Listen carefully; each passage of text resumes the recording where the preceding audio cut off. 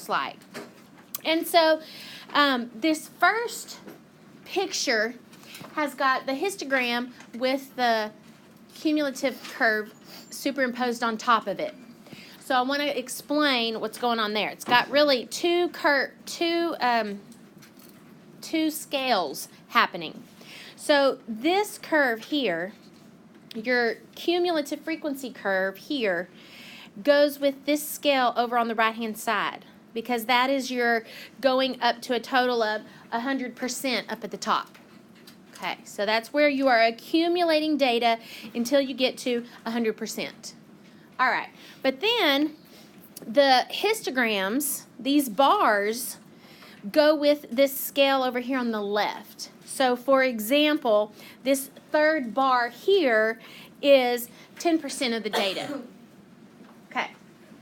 All right, so first thing I want to do is, look at how they come up with these two little pictures here. Make sure we understand that, and then we'll talk about the connection between them. So first things first. All right, do you see this first bar? About how much percent of the data is it? About 24. Okay, so that is why this first little dot down here on the cumulative graph, if you go over here, that's about at 24%. Okay, so this bar, this is two graphs superimposed on each other. The first bar is 24%, and so we're going to start our cumulative frequency graph at 0.24.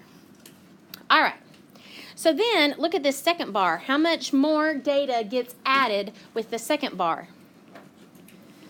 About 22%. So if I add 22% to the 24%, where is that going to bring me up to? 46. About 46. So you see this second point right here? That goes along over here to about the 46% mark. So see, we are accumulating those two bars together to equal that amount. Let's do another one. This third histogram contains about how much? I'm thinking like maybe 18. So 0.46 plus 0.18 is going to be about 60 something, 64. So this goes about to 0.64. Okay, so do you see what's happening on those two tails? So here's what I want you to be able to see. When these bars are tall and contain a lot of data, then the slope of this cumulative graph is steep. So I'll say that again. When these bars, the histogram bars, are tall and contain a lot of data, then the accumulation has a steep slope. Okay? As compared to, look over here at the end. See these data, see these right here? These are only adding, just a little bit of data over here in the bottom right-hand side. So look at how flat this is up top. Do you see? I'm not accumulating much more data each time I add a bar. So I've kind of got this flat accumulation because I am not adding very much data. So in summary, and so this is what I want you to write down then on your information. So then in summary, what we want to say is that the steeper slopes on the cumulative frequency curve, so this steeper slope on the cumulative frequency curve equates to what on the histogram? The taller bars. The taller bars, or more data on the histogram. Okay, so one last time. This steeper accumulation with the cumulative frequency is happening because you have these taller bars in your histogram.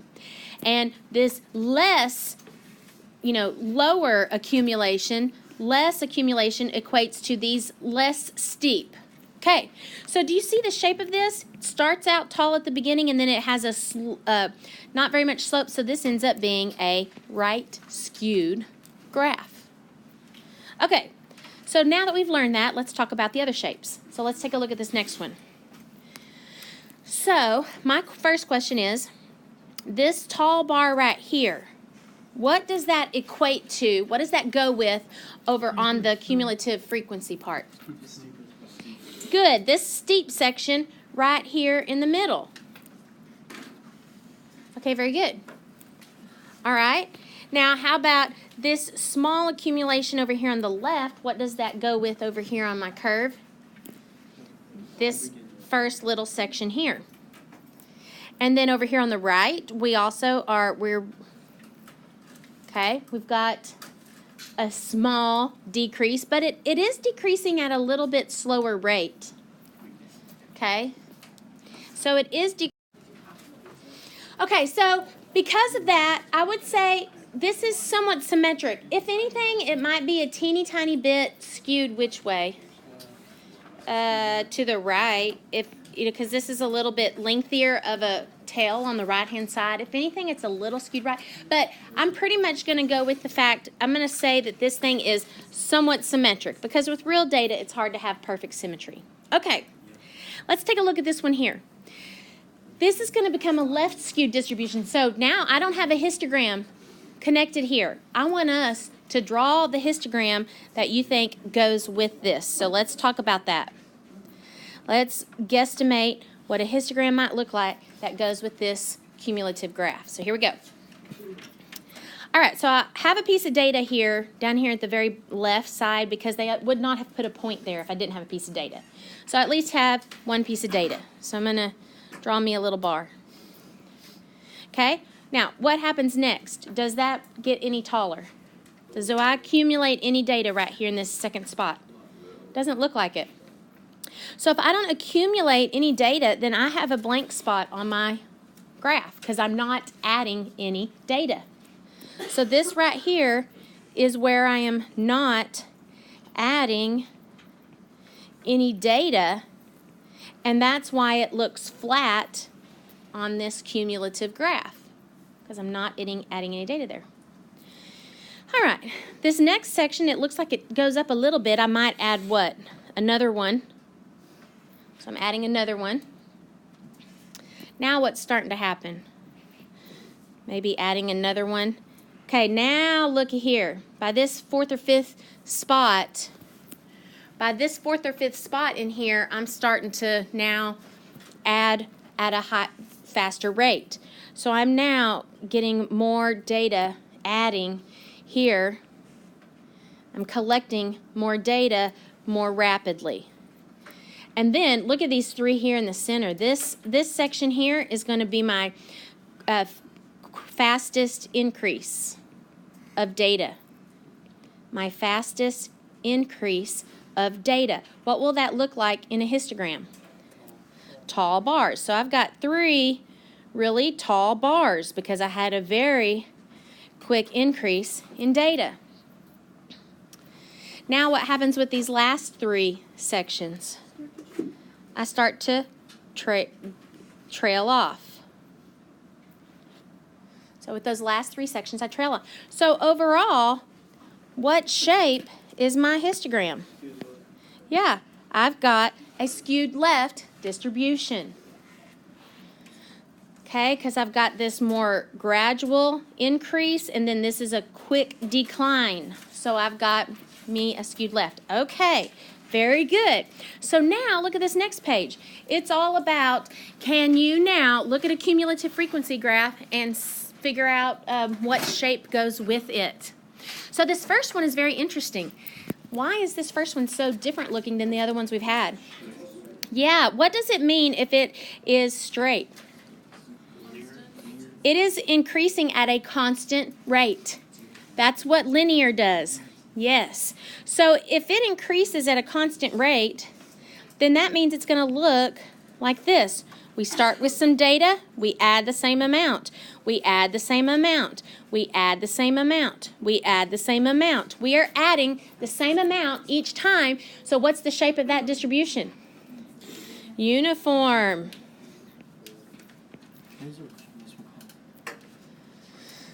Okay, next, let's look at graph B. Okay, so it's going from about 25 to 75. What do you think, if you had to guess what you think that one's going to look like, what would you come up with? Okay, good. I think those are two correct answers. So let's see, we got this little increase about like this.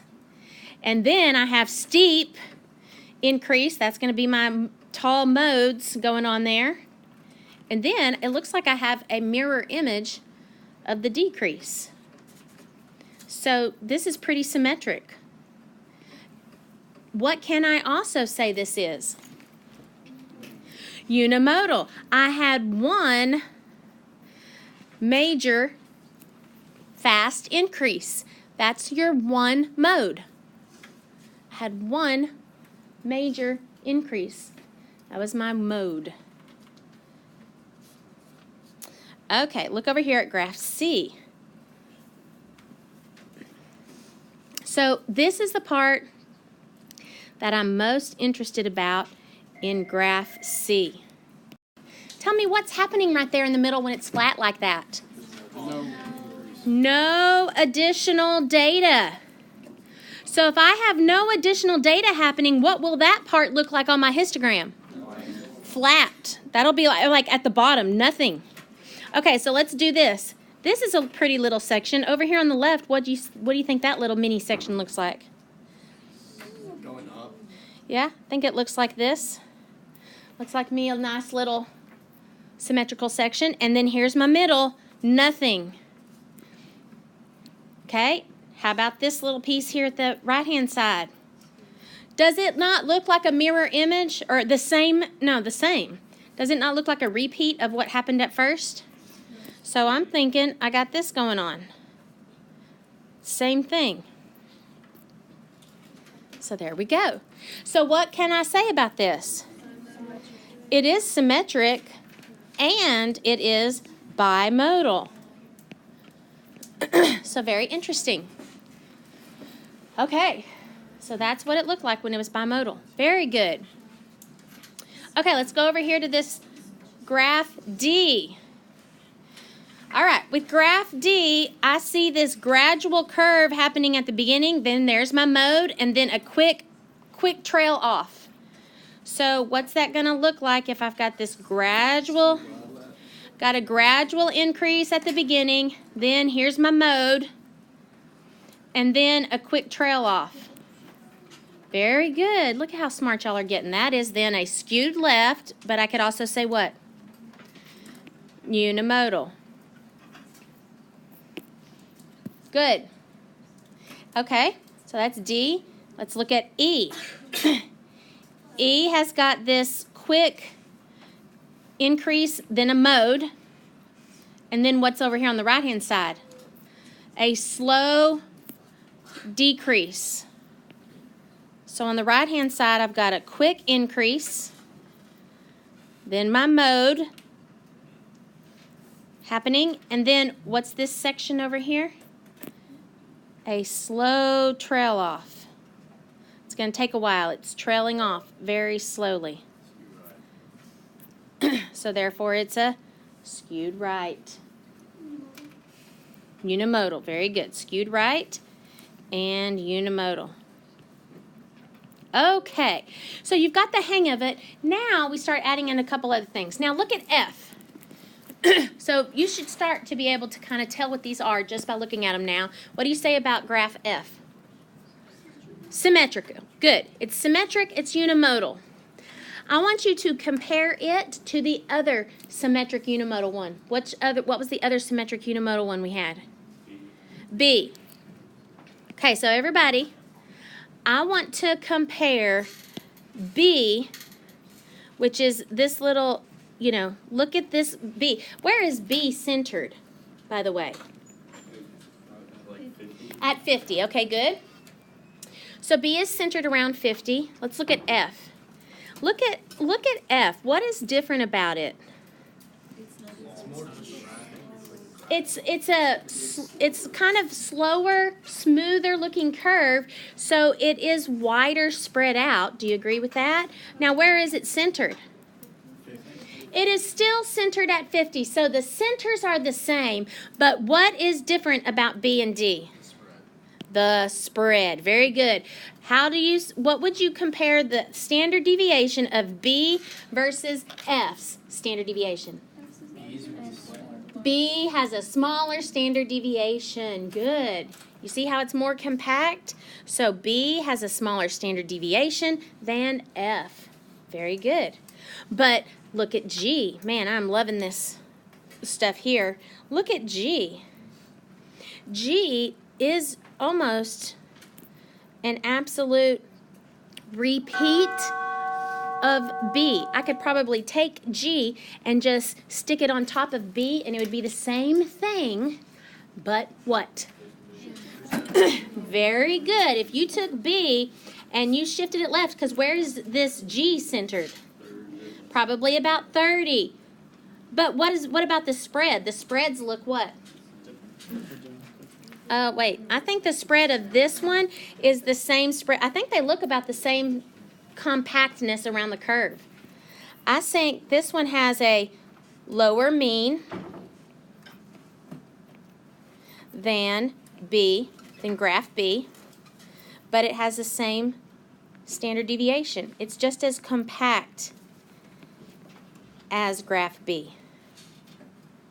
Do you see that? Somebody said it was different. Do you see that looks the same? Yes, go ahead. What about the data from like 60 to 100? Wouldn't that just be blank? Oh, yeah, it ends right here. Or, yeah, it's ending. Uh-huh. Yeah, you're not flattening out. You are ending. Uh-huh. Okay, so that was the deal. Now you're good? Got it. Okay, how about by looking at graph H, based on your knowledge of what's happening, what shape is graph H? It is symmetric, but it's also boom, boom, boom, bimodal, because what's happening here in the center? Now, how does it compare to our other bimodal one? Look at the other bimodal one. Yeah, this one looks like a faster, more compact curve. So look at C. Watch this. Here's C. We got a compact curve, then nothing, and then a compact curve. As compared to H, look what's happening on H. More spread out, curve, more spread out. Well, so this one's supposed to look more compact. C is supposed to have more compact curves right here, spread out for a while. This is more stretched. All right, there you go. So I think you're getting the hang of it. Very good. So that is the thing about the those cumulative cumulative frequency graphs, and I want you to look at page 47 that you did last night for homework,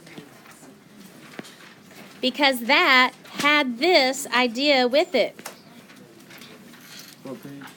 So look at page 47. Okay, so first of all, what is the shape of the this was an actual AP question, by the way. This is an actual AP multiple choice. So we can see, what is our original data? The original data is skewed left. Okay, so tell me the shape of distribution A. A is going to be what? I think it's pretty symmetric. Okay. B, so that's not it. B has a quick increase, then you got your mode, and then look, we have a slower decline here. What's that one going to be shaped? This one will be skewed right. So that's not it. Okay, look at C. Slow increase, then you got your mode, and then a quick little finish it up. What's that one going to be? Skewed left. That one, ding, ding, ding, ding, ding, is my picture.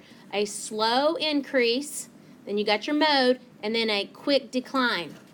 But while we're at it, tell me what D is going to be. That one is bimodal, because we got nothing in the center, and we got a little curve and then a little curve. What is E? Uniform. Everything is adding at the same rate. So everything is adding. See? Very good. So after you've done that and you know how to compare these things, there you go. All right, done with the skew and cumulative frequency graphs.